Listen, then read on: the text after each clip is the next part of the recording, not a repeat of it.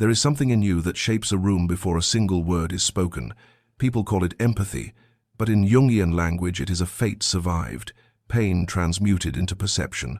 The rare aura of a true empath is not a soft glow, it is a scar that learned to see. If you have walked out of a crowded place feeling hollow, if strangers tell you their life story on a bench without prompting, if you carry weather systems that are not yours, then this is your boundary and your beginning. We have romanticized empathy as kindness. In truth, it is an encounter with the archetype of the wounded healer, a pattern as old as the story of Chiron, wounded and yet a healer. Sensitivity is not born from comfort, it is forged in necessity. Today, we separate myth from myth-making. We will trace how an empathic aura forms, why it pulls both light and shadow toward you, and how shadow work and individuation turn empathy from exhaustion into wisdom.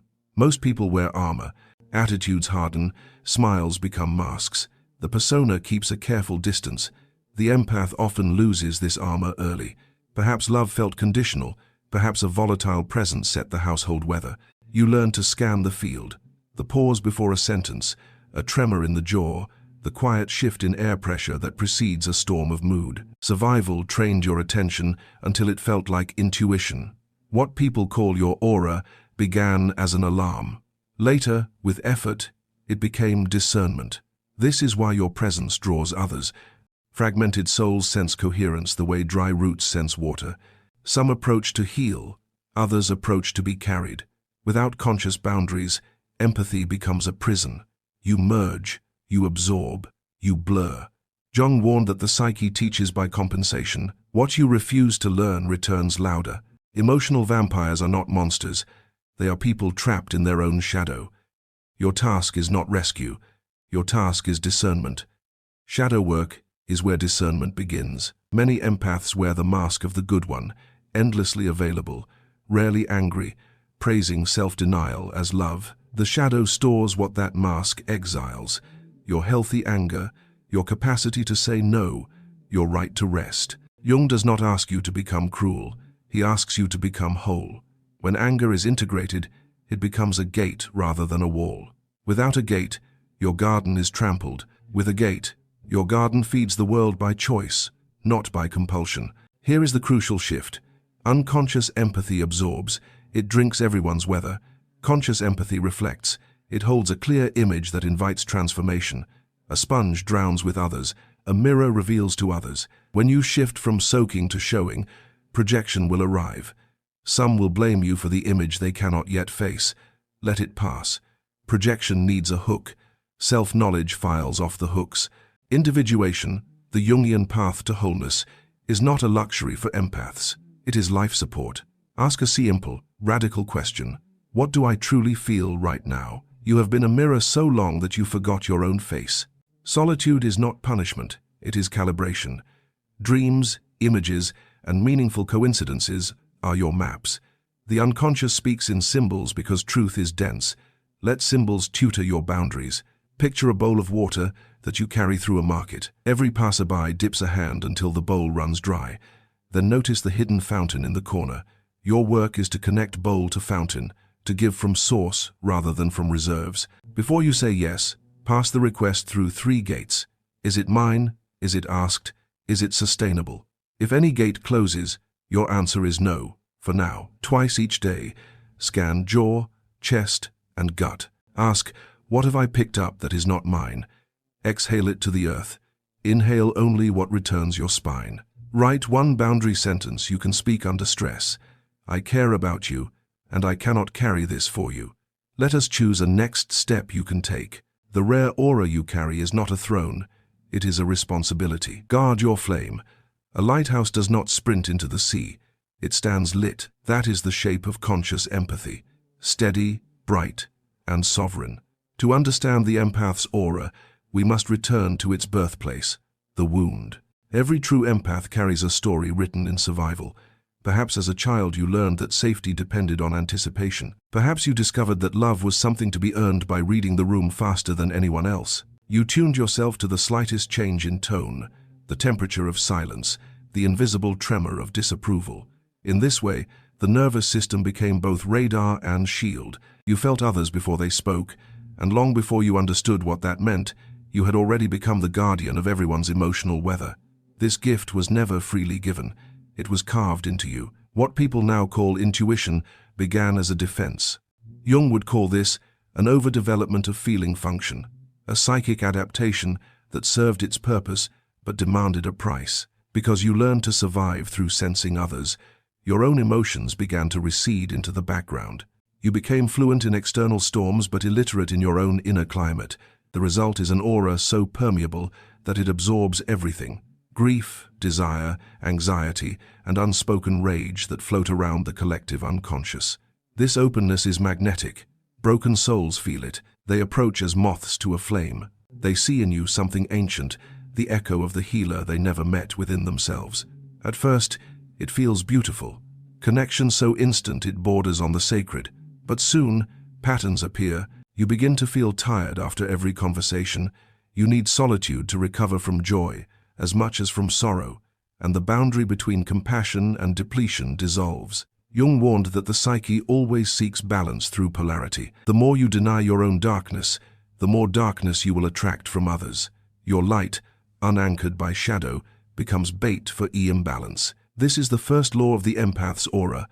Unclaimed shadow invites invasion. The second law is subtle. The empath's presence evokes projection. People will see in you what they long for or what they fear. One will call you angelic. Another will accuse you of manipulation. Neither sees you. Both see their own reflection refracted through your openness.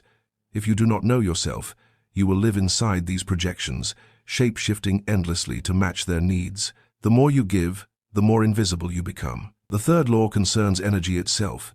Empathy without boundaries becomes osmosis. You merge unconsciously with others' emotions, mistaking absorption for intimacy. In alchemical terms, you dissolve before you have formed a vessel strong enough to contain the reaction. Jung likened the unbounded empath to the cracked alchemical flask.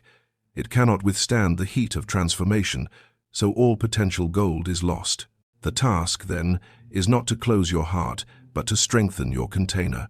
The fire of awareness must be hot enough to burn illusion, yet gentle enough to preserve essence. Here lie the three primary traps. The first is the martyr mother, the archetype that believes love equals depletion. This energy says, if I suffer, others will heal. It feeds the ego of sacrifice and calls it virtue, but true empathy is not exhaustion in disguise. It is clarity in action. The antidote to the martyr mother is reciprocity. Learn to receive as easily as you give. The second trap is the victim aura. Having carried pain too long, some empaths begin to identify with it. Sensitivity becomes a badge of suffering, a story of being perpetually drained. This narrative seduces the ego with tragic nobility but keeps you small. To escape it, recognize that empathy is not fate, it is potential. The wound was the beginning, not the definition. The third trap is spiritual superiority. Some empaths mistake their depth of feeling for enlightenment. They begin to see themselves as more evolved than the so-called insensitive masses. This is the ego dressed in white robes. Jung would say that the shadow now wears a halo. The cure is humility, remembering that feeling deeply does not make you higher, it makes you human. The empath's journey is therefore not about amplifying sensitivity, but about refining it. Discernment must rise alongside compassion, or the gift will collapse under its own weight. When you learn to hold both the soft heart and the strong boundary, you transform the raw wound into alchemy. The empath's path is not a straight line. It is a spiral that winds through the landscape of the unconscious, bringing you repeatedly to the same lessons until integration occurs. The first step is recognition, to see that your sensitivity is not a weakness, nor a curse, nor an accident. It is a channel that carries both wisdom and warning. You must acknowledge the wounds that shaped your perception and begin to reclaim the energy you have surrendered. The second step is separation, learning to distinguish between what belongs to you and what belongs to another. This is not detachment from compassion, but the creation of sacred boundaries. When you stand in your own center, others may still bring their storms, but those storms no longer dictate your inner weather. To achieve conscious empathy, you must practice what Jung called shadow work.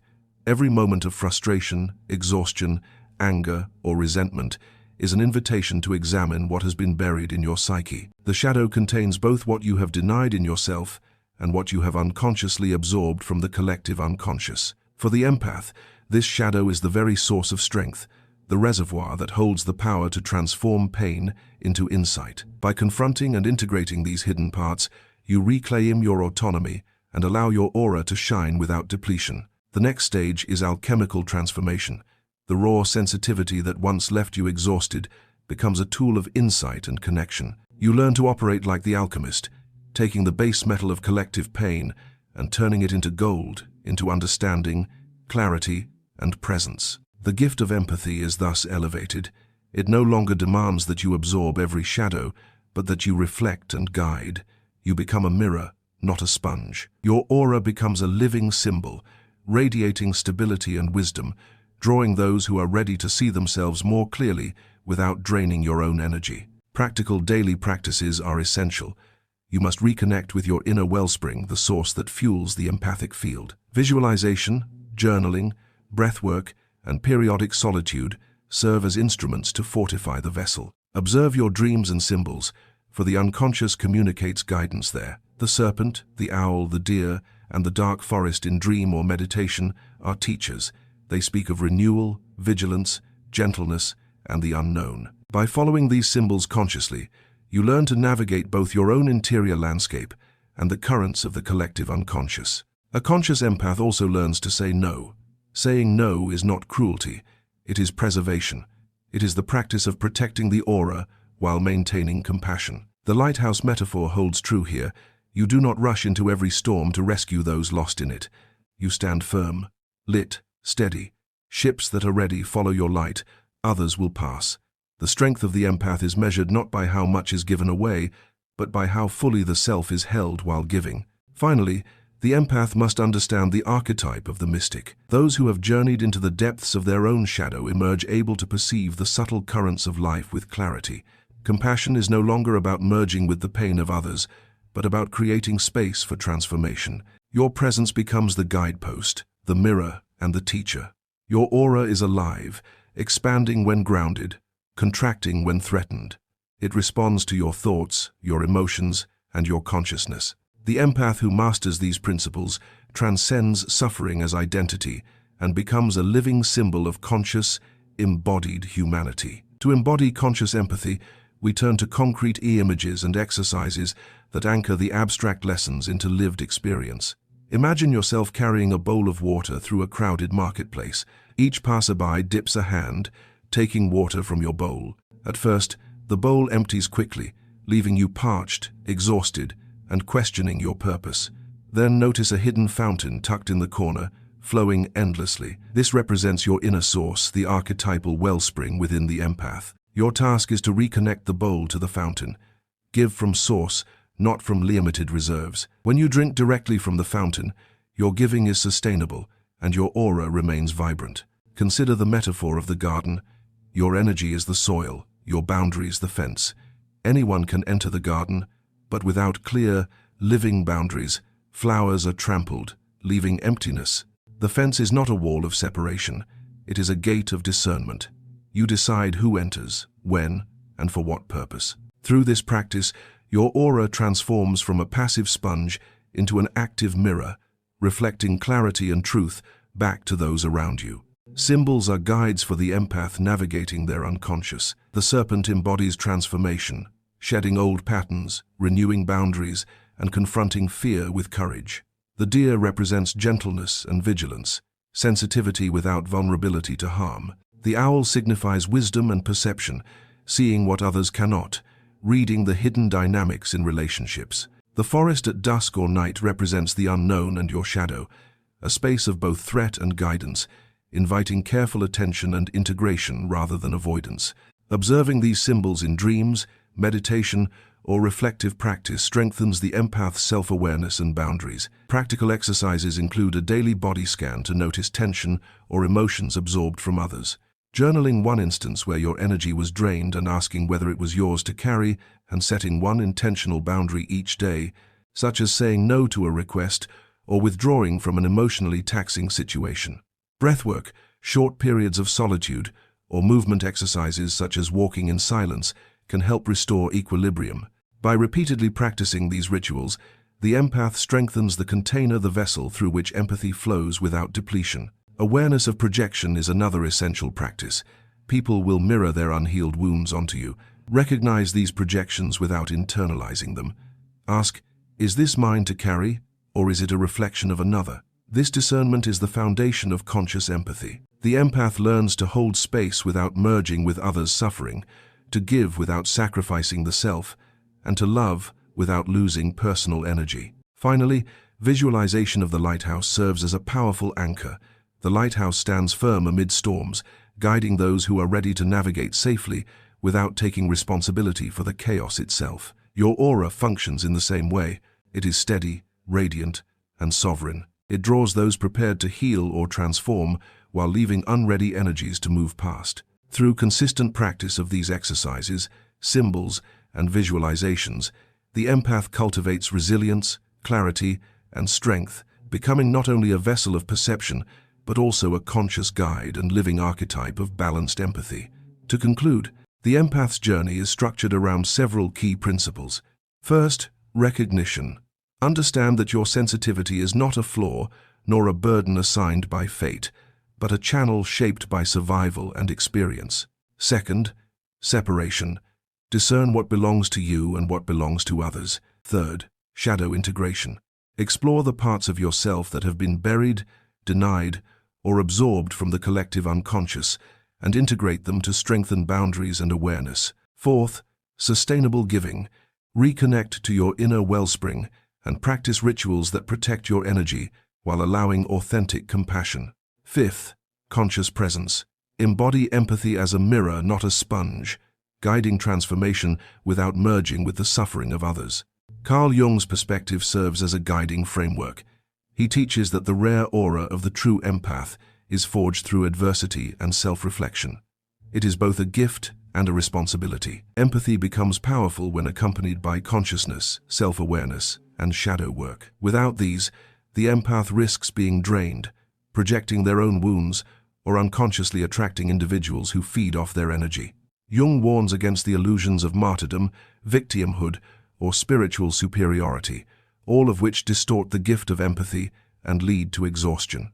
The final message is clear. Your aura is not defined by how much you give, but by how fully you hold yourself. Strength lies in standing firm, in cultivating boundaries, in nurturing the internal fountain of energy that sustains your giving. Compassion is not measured by self-sacrifice, but by presence, clarity, and the ability to reflect truth without absorbing every shadow. Through discipline, shadow work, and conscious practice, the empath transforms sensitivity into wisdom, pain into insight, and the rare aura into a source of illumination for the world. In essence, the true empath is not merely a recipient of the collective unconscious, but an alchemist of human experience. You are the lighthouse, the mirror, the vessel, and the guide. You are called to honor your aura, protect your energy, and allow your light to shine not as a sacrifice, but as a conscious, intentional gift. Jung reminds us that this journey requires courage, awareness, and practice, yet it offers the highest form of human fulfillment, the integration of self, the transformation of suffering, and the creation of meaning through compassionate presence. To bring this content alive for the viewer, each principle, metaphor, and exercise should be paired with deliberate visuals and pacing to maximize comprehension and emotional eye impact. Begin with introductory imagery, a dimly lit forest path, subtle mist curling among trees, suggesting the unknown depths of the unconscious. Overlay the opening voiceover about the empath's aura and wound, letting viewers feel both intrigue and resonance. Next, when describing the wounded healer archetype, employ a subtle animated motif of Chiron the centaur, an arrow wound glowing faintly, symbolizing pain transformed into guidance. Combine this with B-roll of hands tracing symbols in sand or gently lighting a candle, visual metaphors for insight arising from vulnerability. Use a slow, deliberate camera movement to reinforce reflection and internal focus. For the origin of the empathic aura, illustrate scenes of social interactions with subtle visual cues, shadows stretching slightly longer around an individual, slight color grading that differentiates the empath's aura from the environment, representing heightened perception. Layer these with soft, ambient soundscapes of wind or heartbeat, to evoke nervous system sensitivity. When explaining the three traps, martyr mother, victim aura, and spiritual superiority, introduce symbolic imagery: a wilting flower representing depleted energy, a mirror reflecting multiple fragmented faces, and a faint halo that flickers and wavers to show illusory superiority. These visuals should appear in sync with the narration, emphasizing cause and effect. Text overlays can reinforce key terms like boundaries, discernment, and shadow work for clarity. During practical exercises, employ animations or live-action representations. The bowl and fountain, showing hands dipping water, and the hidden fountain replenishing the bowl. A garden with gates opening and closing, to illustrate selective giving. And the lighthouse metaphor, standing steadfast amid stormy seas, with animated waves reflecting the emotional turbulence the empath navigates. Minimal motion graphics for symbols like the serpent, deer, and owl can appear briefly when mentioned, ensuring viewers link archetypes with meaning visually. Use color grading and light intentionally. Warm, golden tones when demonstrating restored energy, soft blues and greens for reflection, and slightly desaturated, cooler hues for moments of overwhelm or absorption of external emotion. This creates a visual rhythm that mirrors the empath's inner journey: tension and release, depletion and restoration. To ensure engagement and retention, structure the video in chapters, echoing the script: opening hook, wounded healer, origin story, attraction and drain, shadow work, conscious empathy, practical exercises, and closing reflection. Subtle text cues, calm pacing, and ambient soundscapes help the viewer internalize lessons rather than simply passively watch. Encourage interaction by prompting viewers to write down one boundary, reflect on a dream symbol, or visualize their inner fountain, aligning their practice with the video's guidance. Finally, the closing visuals should mirror the internal state the script encourages. The lighthouse steady, beams sweeping the dark ocean, the empath standing grounded as clouds of other people's energy pass without eye impact, soft golden light radiating outward. The final screen can fade to an animated reflection of the viewer's own aura, inviting introspection, while the narration gently reminds that the aura's power lies in integration, awareness, and protection, not sacrifice. In summary, the journey of the empath is a passage from unconscious absorption to conscious guidance. It begins with recognition, understanding that your sensitivity is not weakness, but a channel shaped by survival and early adaptation. It continues through discernment, separating your own emotions from those of others, establishing boundaries that protect without isolating. Shadow work is the bridge. By facing the parts of yourself you have denied or absorbed unconsciously, you reclaim energy and integrate wisdom. The empath evolves from a sponge that absorbs to a mirror that reflects clarity, becoming a vessel of conscious empathy and an alchemist of human experience. Throughout this journey, symbols and archetypes serve as guides. The serpent reminds you to shed old patterns, the deer teaches gentleness and vigilance, the owl grants perception and insight, and the forest invites exploration of the unknown within. Visualizations such as the bowl and fountain, the garden with gates, and the lighthouse reinforce practical lessons. Give from your source, protect your energy, and stand steadfast amid chaos. By cultivating these practices, the empath not only preserves their aura, but transforms sensitivity into sustainable wisdom and influence. Carl Jung's ultimate message is that the rare aura of a true empath is forged through courage, self-reflection, and shadow integration. It is not a burden to carry endlessly, nor a gift to inflate the ego. It is a responsibility to honor your boundaries, to safeguard your energy, and to allow your presence to illuminate the world without being consumed. Your aura becomes a living mirror of your journey, reflecting the integration of shadow and light, suffering and insight, vulnerability and resilience. Finally, a call to action for viewers. Reflect on your own aura. Identify one area where you have absorbed too much energy from others. Set one conscious boundary today. Observe a dream or symbol that speaks to your inner shadow. Practice connecting to your inner fountain, replenishing the energy you give. By doing so, you transform empathy from a source of exhaustion into a tool for conscious influence, guiding others while standing fully in your own truth. Remember, the world does not need exhausted empaths. It needs empaths who are awake, integrated, and grounded. Your aura is rare not because you were never broken, but because you have endured, transformed, and continue to choose awareness and presence. Let it shine intentionally, wisely, and sustainably.